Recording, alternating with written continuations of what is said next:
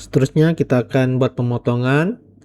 Pertama sekali pemotongan facing. Oke, kita pilih toolpath, face.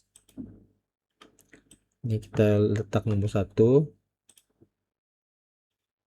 Oke, kita pilih mata alat rough right 80 degree.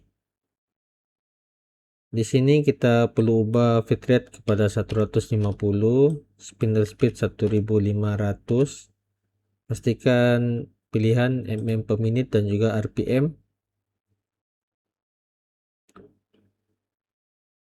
Seterusnya kita klik paste parameter tab.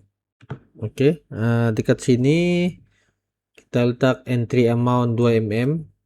Entry amount ini adalah kedudukan mata alat sebelum proses pemotongan.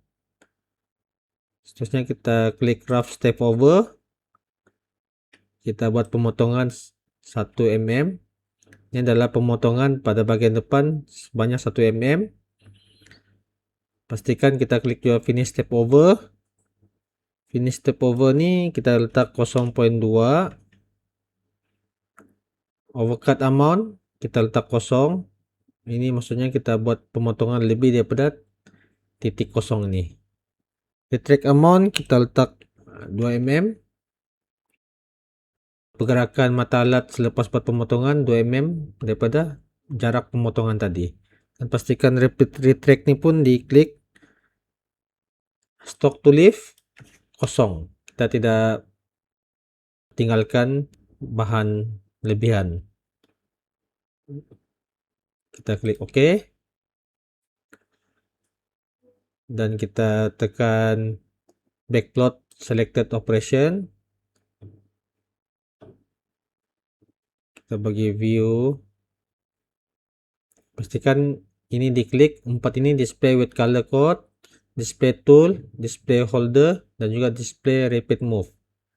Kita boleh adjust kelajuan dan juga tekan play.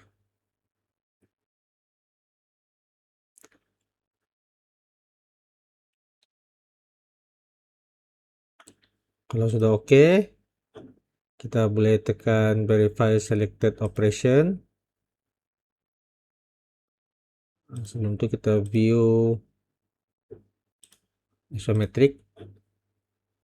Oke, kita klik verify selected operation. Pastikan ini dipilih yaitu simulate tool and holder.